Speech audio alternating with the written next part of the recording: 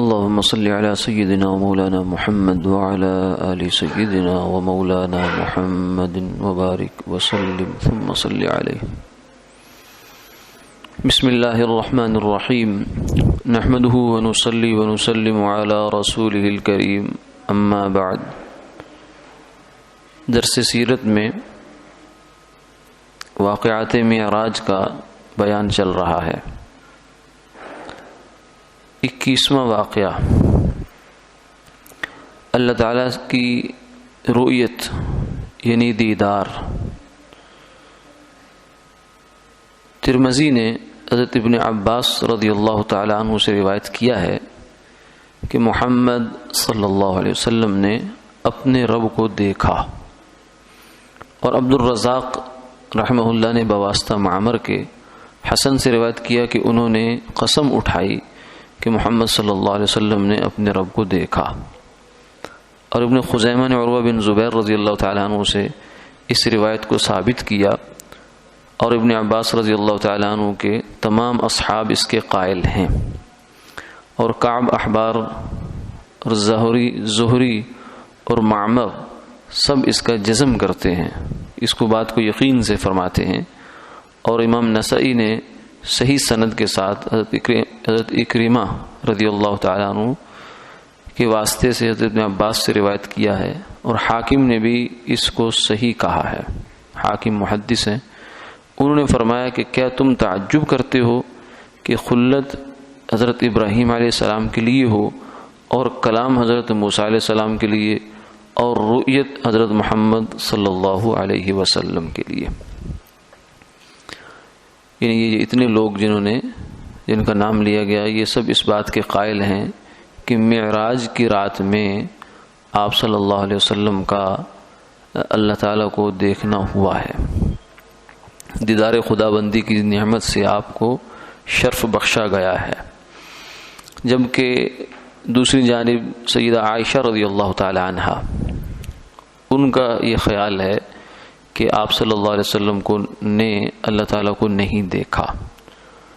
تو اس میں اگرچہ راجح بات تو یہی ہے کہ دیکھا ہے، لیکن چونکہ دوسری جانب بھی صحابہ ہی ہیں، اور صحابہ کا کسی مسئلے میں مختلف ہو جانا، اختلاف ہو جانا، یہ معمولی بات نہیں ہوتی. اس میں آدمی کسی ایک جانب کو اتنے یقینی کر دے کہ دوسرے کی بالکل نفی کر دے، اور دوسرے کو بالکل دیوار سے لگا دے، بالکل غلط کہہ دے، یہ درست طرز عمل نہیں، کیونکہ ادھر بھی صحابہ ہیں. تو صحابہ جہاں بھی ہیں ان کی رائے کا احترام ضروری ہے. تو اس لیے جمہور امت کا یعنی اکثریت کا خیال یہی ہے کہ آپ صلی اللہ علیہ وسلم نے اللہ تعالیٰ کی زیارت فرمائی ہے. اور اسی روایت کو یوں بیان کیا کہ حضرت ابراہیم علیہ السلام کو اللہ نے جو خاص اعزاز بخشا ہے وہ ہے خلت. ان کو خلیل بنایا. خلیل کہتے ہیں دلی دوست کو. اور موسیٰ علیہ السلام کو کلیم بنایا، یعنی وہ اللہ سے براہ راست باتیں کرتے تھے. اور سرکار دو عالم صلی اللہ علیہ وسلم کو اللہ نے اپنے دیدار کا شرف بخشا ہے. طبرانی نے اپنی کتاب المعجم الاوسط میں ثقہ راویوں کی سند سے ابن عباس رضی اللہ تعالیٰ عنہ سے ذکر کیا ہے. وہ فرماتے تھے کہ محمد صلی اللہ علیہ وسلم نے اپنے رب کو 2 مرتبہ دیکھا، ایک مرتبہ آنکھ سے اور ایک مرتبہ دل سے. یہ جو دیکھنا ہوتا ہے اس بات کو ذرا سمجھ لینا چاہیے کہ رؤیت باری تعالی، اللہ تعالیٰ کا دیدار، یہ جو اس ظاہری آنکھ سے ہے اس جہان میں نہیں ہوگا. اس ظاہری آنکھ سے اس جہان میں اللہ تعالیٰ کا دیدار نہیں ہو سکتا. اس دنیا میں جس دنیا میں ہم رہتے ہیں، جن قوانین فطرت کے تحت اس جہان میں ہم رہتے ہیں، یہاں کچھ چیزیں ہو سکتی ہیں، کچھ نہیں ہو سکتی. یہاں کے کچھ ممکنات ہیں، کچھ ناممکنات ہیں. لیکن اگر یہ جہان کے پیمانے کچھ بدل جائیں تو ناممکن بھی ممکن ہو جائے گا. اور آپ صلی اللہ علیہ وسلم نے جو دیکھا ہے اللہ تعالیٰ کو، تو وہ پھر اس جہان میں نہیں دیکھا. اس جہان میں رہتے ہوئے، جس جہان میں ہم ابھی موجود ہیں، اللہ تعالیٰ کا آنکھ سے یعنی سر کی آنکھ سے جو سر میں ہم دیکھتے ہیں، اس سے دیدار ممکن نہیں ہے. ہاں دل کی آنکھ سے ہو سکتا ہے. اب دل کی آنکھ سے دیکھنے کا مطلب کیا ہے؟ دل کی آنکھ سے دیکھنے کا کوئی بہت یہ پیچیدہ بات نہیں، بہت سیدھی سی بات ہے کہ ہم جو خواب دیکھتے ہیں، ہم کہتے ہیں میں نے رات خواب میں یہ دیکھا، حالانکہ اس وقت ہماری آنکھ بند ہوتی ہے، لیکن ہمیں سارا منظر جو ہے وہ یہ بھی نہیں کوئی محض خیال ہوتا ہے، خیال نہیں ہوتا کہ دن بھر کی جو ہم نے سوچا وہی چیز ہمارے ذہن، کیونکہ خواب کی کئی قسمیں ہوتی ہیں جن میں سے ایک قسم خیال بھی ہے، بعض خواب خیال بھی ہوتے ہیں جو آدمی نے سوچا ہے، یہ جو حسرت ہوتی ہے وہی رات کو تصویر بن کر صورت بن کر سامنے آ جاتی ہے، لیکن بعض خواب حقیقی بھی ہوتے ہیں۔ بہت سے خواب دنیا میں ہر بندے کی کوئی نہ کوئی ایسا تجربہ اس کی زندگی میں ہوتا ہے کہ اسے خواب دیکھا اور وہ خواب ہو بہو پورا ہو گیا یا کسی حد تک پورا ہو گیا، تو یہ چیزیں ایک حقیقت ہے۔ تو خواب میں جو چیز ہم دیکھتے ہیں تو یہ والی آنکھیں تو ہماری بند ہوتی ہیں، یہ والی آنکھیں تو بند ہوتی ہیں، لیکن اس کے باوجود ہم کہتے ہیں ہم نے دیکھا، تو کہاں سے دیکھا؟ وہ دل کی آنکھ سے دیکھا ہوتا ہے۔ تو اللہ تعالیٰ کا دیدار اس دنیا میں ہم اس آنکھ سے نہیں کر سکتے، دل کی آنکھ سے کر سکتے ہیں۔ اس لیے خواب میں بہت سے لوگوں نے دیکھا ہے۔ امام احمد بن حنبل رحمہ اللہ تعالی جو بڑے امام ہیں، محدث بھی بہت بڑے ہیں، فقہ کے بھی بڑے امام ہیں، امت کے بہت بڑے محسن ہیں، انہوں نے فرمایا کہ میں نے اللہ تعالیٰ کی زیارت کی ہے 99 دفعہ، ایک کم 100 دفعہ اللہ تعالیٰ کو دیکھا خواب میں۔ تو فرمایا کہ میں نے اللہ تعالیٰ سے پوچھا کہ یا اللہ آپ کے قرب کا ذریعہ کیا ہے، یعنی آپ کے انسان قریب ہو جائے اور قریب ہو جائے اور قریب ہو جائے، قرب نصیب ہو جائے۔ تو فرمایا کہ قرآن پاک کی تلاوت۔ پوچھا کہ یا اللہ سمجھ کر یا بلا سمجھے؟ تو اللہ تعالیٰ کی جانب سے ارشاد ہوا کہ سمجھ کر پڑھے یا بلا سمجھے پڑھے، دونوں طریقے سے اس کو قرب ملے گا۔ یعنی سمجھ کر پڑھنا یہ تو ایسے ہی ہو گیا جیسے دودھ ہو اور اس میں شہد ڈال لیں تو اور میٹھا ہو گیا۔ دودھ خود ایک مٹھاس رکھتا ہے، ایک طاقت رکھتا ہے، ایک معنویت رکھتا ہے، اگر شہد ساتھ مل جائے گی تو نور نالا نور ہو گیا۔ اگر قرآن پاک کو سمجھ کر پڑھیں گے تو اور ہی جو ہے وہ مزے کی بات ہے، لیکن اگر نہیں بھی سمجھیں گے تو دودھ جو ہے وہ ویسے بھی دودھ ہی ہے، چاہے اس کے اندر میٹھا ہو یا نہ ہو، وہ خود ایک کیفیت ہے اس کے اندر، اس کی اچھائی ہے۔ تو ایسے ہی قرآن پاک کو سمجھ کر پڑھنا یہ تو نور نالا نور ہے، لیکن بلا سمجھے پڑھنا بھی بیکار نہیں ہے۔ کچھ لوگ یہ کہتے ہیں کہ قرآن پاک سمجھ کر نہیں پڑھا تو کیا فائدہ پڑھنے کا، یہ بڑا خطرناک قسم کا فتنہ ہے۔ اس کا مطلب یہ ہے کہ امت قرآن سے ہٹ جائے، کیونکہ ہر بندہ تو سمجھنے کا وقت بھی نہیں رکھتا، صلاحیت بھی نہیں رکھتا، علمی استعداد بھی اتنی رکھتا۔ تو اس کا مطلب پھر یہ ہوا کہ امت کے چند ہی لوگ ہوں گے جو صرف قرآن پڑھیں گے، تو نتیجہ یہی نکلے گا جیسے عیسائیوں یہودیوں میں ہو گیا کہ ان کی جو الہامی کتابیں ہیں، یا ہندوؤں کے ہاں جو ان کی کتابیں ہیں، وہ بس چند مخصوص گنے چنے براہمن انہی کے پاس رہتی ہیں، عوام اس سے کوئی برکت کوئی فائدہ حاصل نہیں کر سکتی۔ لیکن اس امت کو اللہ تعالیٰ نے قرآن پاک سے وہ تعلق عطا فرمایا کہ بچہ بچہ پڑھتا ہے، بڑا بھی پڑھتا ہے، ان پڑھ بھی پڑھتا ہے، پڑھا لکھا بھی پڑھتا ہے، عالم بھی فاضل بھی، سب اسی قرآن کو پڑھتے ہیں اور اس سے اپنے فوائد حاصل کرتے ہیں۔ تو اس لیے اللہ تعالیٰ کی جو زیارت ہے وہ خواب میں ہو سکتی ہے۔ خواب میں جیسے ہم بہت سی چیزیں دیکھتے ہیں وہ اس سر کی آنکھ سے نہیں دیکھ رہے ہوتے، وہ دل کی آنکھ سے دیکھ رہے ہوتے ہیں۔ تو یہ ابن عباس رضی اللہ عنہ نے فرمایا کہ اللہ تعالیٰ کو آپ صلی اللہ علیہ وسلم نے جو دیکھا ہے وہ دل کی آنکھ سے بھی دیکھا ہے اور سر کی آنکھ سے بھی دیکھا ہے، لیکن اب اس دیکھنے کی کیفیت کیا ہے، حقیقت کیا ہے، یہ ایسا دیکھنا نہیں ہے جیسے ہم ایک دوسرے کو دیکھ رہے ہوتے ہیں، کیونکہ ہمارا دیکھنا کچھ اور، اس کے اصول کچھ اور ہیں، کیونکہ ہم تو ایک جسم رکھتے ہیں، ایک سامنے ہماری چیز ہے جس کو ہم دیکھ رہے ہوتے ہیں۔ اللہ تعالیٰ تو جسم سے پاک ہے، جسمانیت کے جتنے لوازم ہیں ان سب سے پاک ہے۔ سبحان اللہ تسبیح ہے، سب سے پہلا جو تسبیح کا کلمہ ہے سبحان اللہ ہے، یعنی اللہ ہر عیب سے، ہر نقص سے، ہر کمی سے، ہر کوتاہی سے، ہر جسم سے، مکان سے، زمان سے، ہر وہ چیز جس کی ہمیں ضرورت ہے اللہ اس سے پاک ہے، جس کی ہمیں احتیاج ہے، ہم جس کے محتاج ہیں۔ ہم مکان کے بغیر نہیں رہ سکتے، ہمیں سپیس چاہیے ہوتی ہے، پلیس چاہیے ہوتی ہے۔ زمان کے بغیر ہمارا کوئی تصور ہی نہیں ہے کہ ہم ماضی میں نہیں تھے، مستقبل میں نہیں ہوں گے، آج ہیں۔ ماضی، حال، مستقبل 3 خانوں میں ہم بٹ جاتے ہیں، لیکن اللہ تعالیٰ تو زمان کے پیدا کرنے والے ہیں، مکان کے پیدا کرنے والے ہیں، تو وہ زمان سے، مکان سے، جسم کے لوازم، سب چیزوں سے وراء الورا، وراء الورا ثم وراء الورا ہے۔ لیکن یہ بات حق ہے کہ رؤیت ہوگی، سرکار دو عالم صلی اللہ علیہ وسلم نے فرمایا کہ قیامت والے دن تمہیں اور جنت میں جا کر اس آنکھ سے رویت ہوگی، اس آنکھ سے زیارت ہوگی، اور یہ اللہ کی سب سے بڑی نعمت ہے۔ اس دنیا کی، آخرت کی، جنت کی سب نعمتوں کے سامنے سے بڑی نعمت اللہ تعالیٰ کا دیدار ہے، اور یہ ہوگی۔ وہاں فرمایا انکم سترون ربکم کما ترون البدر لیلۃ البدر، کہ جیسے تم چاند کو 14ویں کے چاند کو دیکھتے ہو ایسے تم اللہ تعالیٰ کو دیکھو گے۔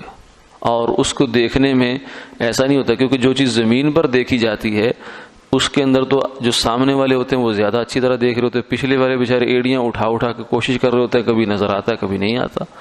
ایسے ہی فرمایا نہیں ہوگا، وہ تو ایسے جیسے چاند کو سارا لاہور دیکھتا ہے، سارا پاکستان دیکھتا ہے، لیکن ایک کا دیکھنا دوسرے کے لیے رکاوٹ نہیں بن رہا۔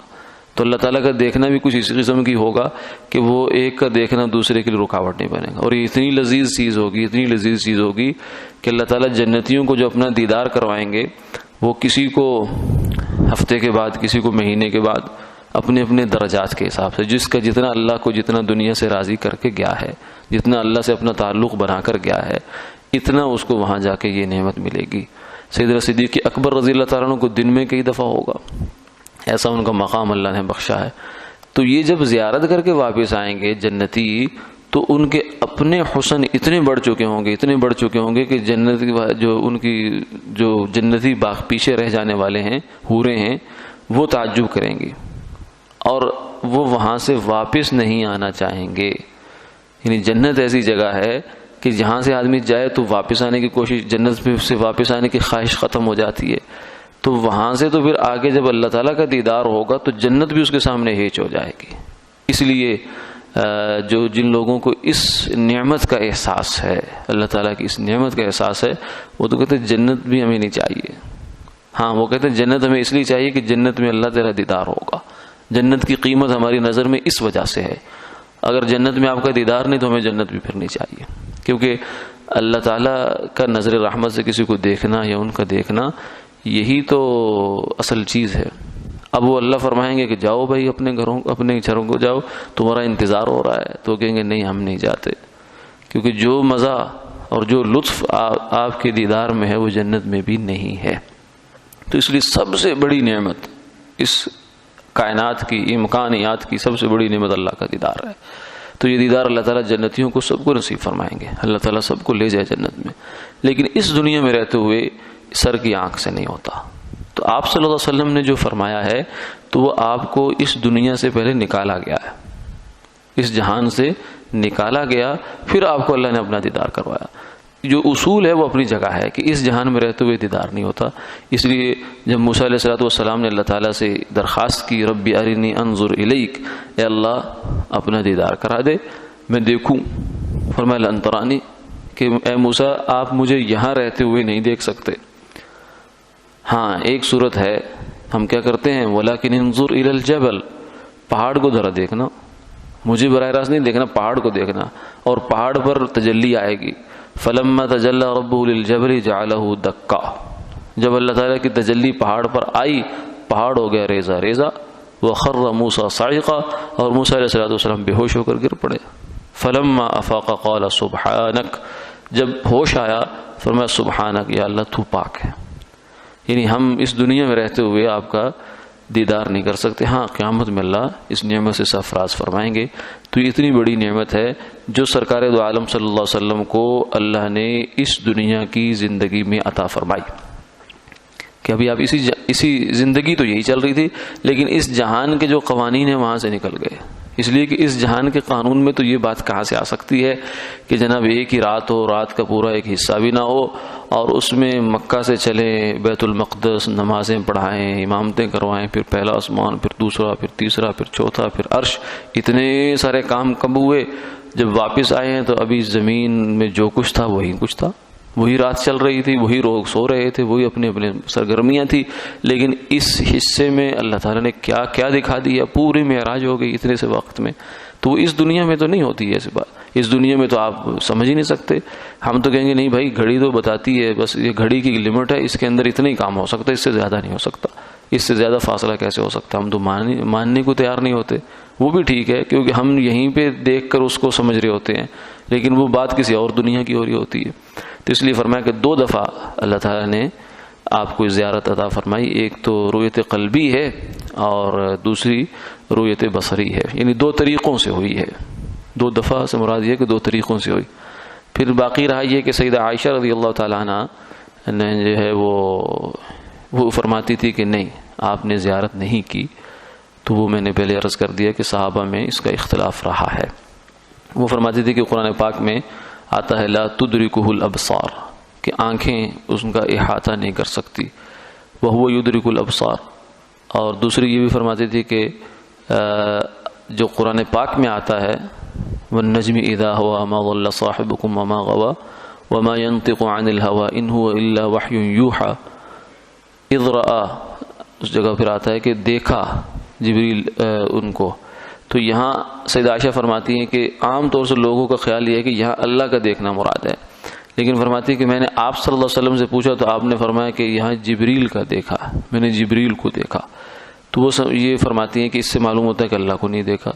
لیکن دوسرے حضرات یہ فرماتے ہیں کہ یہاں جبریل کو دیکھا وہ ٹھیک ہے، لیکن اللہ تعالیٰ کو دیکھنا الگ سے ہے. رأیت ربی فی احسن صورہ، اس لیے امام احمد بن حنبل رحمہ اللہ سے کسی نے پوچھا کہ سیدہ عائشہ فرماتی ہیں کہ اللہ تعالیٰ کو نہیں دیکھا، تو اس کے مقابلے میں ہمارے جو اگر دیکھنے کی بات کرتے ہیں تو دلیل کیا ہے؟ فرمایا کہ ہمارے پاس خود حضور کی بات ہے. آپ نے فرمایا رأیت ربی، میں نے اپنے رب کو دیکھا. تو یہ آپ صلی اللہ علیہ وسلم کا جو یوں سمجھیے کہ معراج خود جو ہے آپ صلی اللہ علیہ وسلم کی خصوصیت، کیونکہ جس انداز سے اللہ تعالیٰ نے آپ کو یہ سارا سفر کروایا تھا وہ پہلے کسی نبی کو ایسا جو ہے سفر نہیں کرایا گیا. اور پھر اس کے اندر جو عجائبات دکھائے گئے، جو اعزازات آپ کو عطا فرمائے گئے، وہ سب جو ہے وہ پوری آپ کی سیرت طیبہ کے لحاظ سے ایک اہم واقعہ ہے، بلکہ پوری انبیاء علیہ السلام کے لحاظ سے ایک اہم واقعہ ہے. پھر اس واقعہ معراج کے اندر جو روح ہے وہ دیدار خدا بندی ہے، اللہ تعالیٰ کی زیارت ہے جو اللہ تعالیٰ نے آپ صلی اللہ علیہ وسلم کو بخشی، اور آپ کے طفیل سے قیامت میں اور پھر جنت میں اللہ تعالیٰ ہم سب امتیوں کو بھی بخشیں گے انشاءاللہ. بس پہنچے صحیح. حضرت لاہوری رحمہ اللہ فرماتے ہیں میرے جو شیخ تھے تاج محمود امروٹی رحمہ اللہ تعالیٰ، ان کا ایک خادم تھا، بالکل بیچارہ ان پڑھ تھا، انگوٹھا لگانے والا تھا اور خدمت کیا کرتا تھا. دیہاتی آدمی تھا، دیہات میں وہ رہتے تھے، تو کچھ زیادہ مسائل بھی اس کو نہیں پتہ تھے. تو کہنے لگا ایک دن مجھے بڑے عجیب لہجے میں کہتا ہے، بڑے عجیب انداز میں، حسرت کے انداز میں، مولوی جی کہ اللہ میاں کی ہم نے بہت نعمتیں کھائی ہیں دنیا میں، بہت اس کی نعمتیں ہم نے استعمال کی ہیں دنیا میں، تو اب جی چاہتا ہے اللہ میاں کو دیکھیں، تو زیارت ہوگی؟ تو نے کہا کیوں نہیں ہوگی، انشاءاللہ جنت میں پہنچے صحیح، بس آگے دیدار ہی دیدار ہے اللہ تعالیٰ کا، خوشیاں ہیں. تو کہتے ہیں کہ یہ بات سن کر بہت خوش ہوا. یعنی اس کو ایک طلب تھی، لیکن اس کو علم نہیں تھا یہ مسائل وغیرہ چیزیں تو اس نے نہیں پڑھی تھی، تو اس کو طلب تو دل میں موجود تھی. تو یہ طلب تو ہر دل میں اللہ نے رکھی ہے، اور اس طلب کے پورا کرنے کا سامان بھی انشاءاللہ اوپر موجود ہے. بس یہ دنیا کی چند روزہ جہد کن باقی بخند، چند دن کی مشقت ہے، نماز ہے. خاص طور سے آپ نے فرمایا کہ اللہ کے دیدار کے لیے عصر اور فجر یہ 2 نمازیں ایسی ہیں کہ ان پر مداومت کرنا. جو آدمی ان پر زیادہ ان کی پابندی اور اہتمام کرتا ہے اللہ تعالیٰ اس کو اپنے دیدار خاص کی نعمت سے سرفراز فرمائیں گے. اللہ تعالیٰ سب کو یہ نعمت عطا فرمائے. آمین آمین یا رب العالمین. وآخر دعوانا الحمد للہ رب